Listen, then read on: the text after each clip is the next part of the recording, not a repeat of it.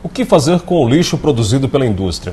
Que destino dar a grande quantidade de resíduos sólidos produzida todos os dias, que pode trazer sérios prejuízos para o meio ambiente? Esses questionamentos tornaram-se mais frequentes nas últimas décadas com o avanço tecnológico, o aumento do consumo e da produção industrial, aliados à crescente degradação ambiental. Mas o chamado lixo industrial pode ser aproveitado pela mesma indústria que o produz ou em outros setores. É quando o lixo deixa de ser um problema para virar uma espécie de solução. Essa linha de pensamento é abordada no livro Resíduos Sólidos, Problema ou Oportunidade, que será lançado hoje na capital. Para explicar melhor que alternativas são essas, a gente recebe aqui o autor do livro e pesquisador da Universidade de São Carlos, o engenheiro de materiais Daniel Veras Ribeiro. Bom dia. Bom dia. Eu começo perguntando para o senhor uma pergunta que foi feita no seu livro. Resíduo sólido é um problema ou é oportunidade? O resíduo sólido é sempre um problema. Agora, cabe a nós buscarmos alternativas e transformá-lo numa oportunidade. E o que seria essa oportunidade? Como é que as indústrias poderiam aproveitar isso para trazer lucros ainda maiores para a empresa?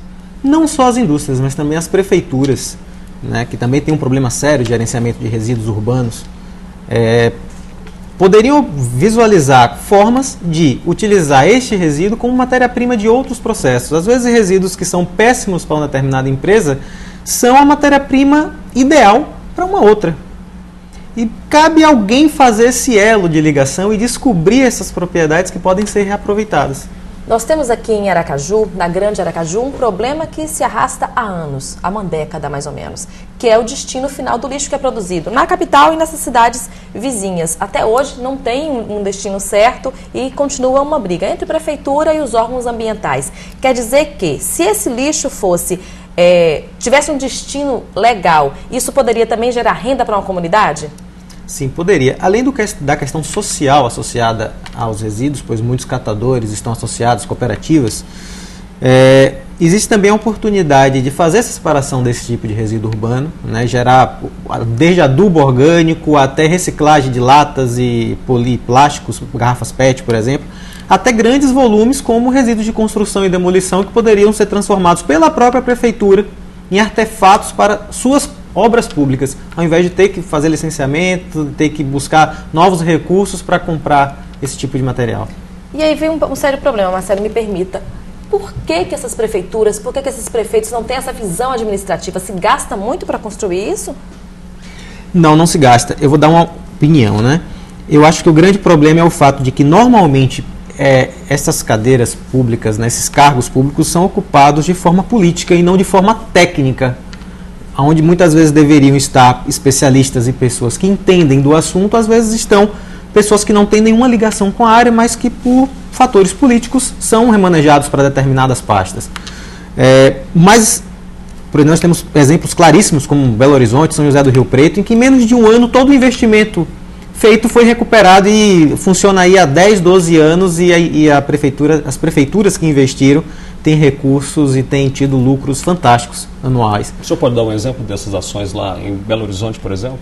Por exemplo, os resíduos de construção e demolição. As prefeituras fizeram, ao invés desse monte de bota fora que nós encontramos aqui em Aracaju, por exemplo, espalhado nas redondezas da cidade, pontos de coleta em que as pessoas fizessem pequenas obras, reformas em casa, todos fazem, pudessem levar estes resíduos. A prefeitura se encarregava de levar para um ponto único, onde esse material era separado e transformado num agregado reciclado para construção. E assim faziam artefatos simples, como meio-fio, tubulões para esgoto, aqueles grandes de concreto, e assim a prefeitura não precisava comprar esse tipo de material para as suas próprias obras. E aí a gente entra num problema que é a falta de educação da própria população e a falta de consciência também da própria população e dos empresários que não têm essa visão. Isso também é um problema. Problema seríssimo, porque a questão ambiental é um custo, é encarado como custo, e não encarado como um investimento dentro da empresa que busque um retorno e até busque uma melhoria da imagem com relação à população e aos seus consumidores. Hoje em dia, as pessoas cada vez mais valorizam empresas que busquem alternativas ambientalmente corretas. Mas parece que o empresariado nacional ainda não se atentou para isso. Vem mudando, aos poucos vem mudando, mas ainda de forma muito lenta. Esse tema ambiental é muito difundido hoje, né? Está em todos os meios de comunicação. Por que é tão difícil fazer com que as pessoas entendam isso? A gente está vendo mostras da natureza aí se rebelando contra essas ações de degradação ambiental, mas as pessoas simplesmente ignoram isso. Eu acho que falta um pouquinho também da intervenção pública de educar essas pessoas, né? Campanha na TV, nas rádios, mostrando a importância disso, da coleta seletiva e disponibilizar para essa comunidade esse tipo de coisa. Hoje já é uma obrigação da formação básica das nossas escolas que se trate de questões ambientais, né? Gestões ambientais.